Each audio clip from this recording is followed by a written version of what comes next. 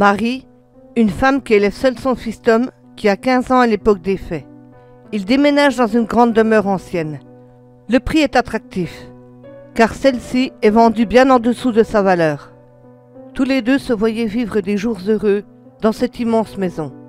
Tom se fait très vite de nouveaux amis, qui ne tardent pas à lui révéler quelques secrets inavouables sur la maison qu'ils viennent d'acquérir, comme par exemple en lui disant que celle-ci est hantée. Mais Tom ne croit pas du tout au paranormal. C'est un sceptique, qui ne croit qu'en ce qu'il voit.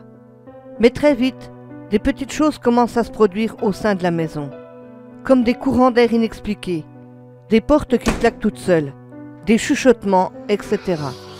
Mais il en faut beaucoup plus à Tom pour être convaincu par ce genre de désagréments, qui sont à ses yeux qu'une simple blague causée par ses camarades pour lui faire peur.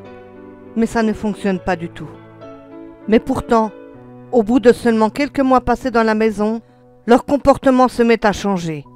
La mère de Tom faisait des rêves qui lui paraissaient si réels qu'elle avait vraiment presque l'impression de les vivre. Dans ceux-ci, elle tombait éperdument amoureuse d'un certain Mike Parker. C'est devenu une véritable obsession pour elle. La mère et le fils, qui d'habitude entretiennent une relation stable, basée sur la confiance et la communication, Marie décide donc d'en parler à Tom. Mais il ne semble pas trop y prêter attention. Pourtant, de son côté, il commence à avoir de sérieux soupçons sur cette maison. Car lui qui ne croyait qu'en ce qu'il voyait, avait aperçu des choses qu'il ne pouvait pas expliquer. Notamment, la silhouette d'un homme. Celui-ci avait une particularité, c'est que Tom pouvait voir à travers lui. Marie, quant à elle, continuait de vivre son idylle avec l'homme mystérieux, à travers ses rêves. Mais ils sont tellement réels que le matin, en se réveillant, elle arrive à en sentir son parfum. Tom, surpris par ces événements troublants, demande à ses amis de lui en dire un peu plus sur le passé de leur maison. Il lui raconte l'histoire de Mike et Anita Parker. Il avait tué sa femme dans la maison, car il pensait qu'elle l'avait trompé. Alors, un soir d'orage, il l'avait égorgée. Son cadavre avait été retrouvé que plusieurs semaines après le drame, car Mike l'avait jalousement gardé auprès de lui, pendant tout ce temps-là. Mais quand il a vu que la police a débarqué à son domicile, il s'était donné la mort, en se tirant une balle dans la tête. Les parents d'Alex, un ami de Tom, avaient gardé un article du journal qui parlait du meurtre. Il y avait une photo de Mike et Anita Parker. Tom fut vraiment secoué, car l'homme sur la photo était bien celui qu'il avait vu chez lui.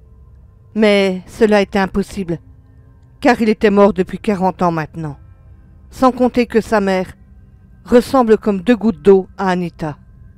Plus les mois passent, plus les problèmes s'accumulent. Marie, qui ne jure que par son véritable amour pour Mike, se met à boire. Elle commence à faire certaines choses, comme par exemple danser avec lui la nuit. Mais quand ça se produit, tout ce que voit Tom, c'est sa mère, dansant avec un être invisible. Il décide alors de montrer à sa mère la photo qu'Alex lui avait prêtée. Quand elle la regarde, elle le reconnaît immédiatement.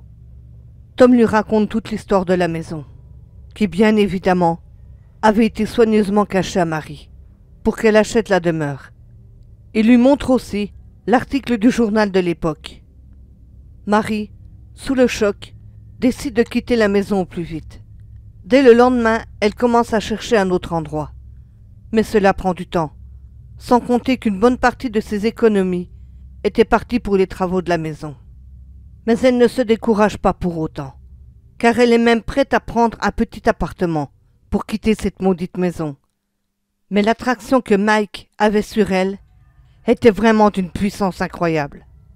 Au bout d'1 mois, elle réussit enfin à trouver une petite maison, pour pas très cher. Mais cette fois-ci, elle prend soin de demander l'historique de celle-ci au propriétaire. Mais rien à signaler. Marie et Tom se préparent à passer leur dernière nuit dans la demeure. Ils sont heureux à l'idée de déménager. Même s'ils adoraient cette maison, il leur était devenu impossible d'y vivre à présent. Mais à 3 heures du matin, Tom, qui est réveillé par l'orage, entend du bruit dans la chambre de sa mère. Il se décide à aller voir. Mais quand Tom entre dans celle-ci, il voit sa mère en train de danser avec un squelette. Il se met à hurler. « Lâche ma mère tout de suite !» Mais c'est alors que Marie s'écroule au sol. Du sang qui s'échappait de son cou se répandait maintenant sur celui-ci. Un couteau tombe en même temps à terre. Marie avait été égorgée, exactement comme Anita, 40 ans plus tôt.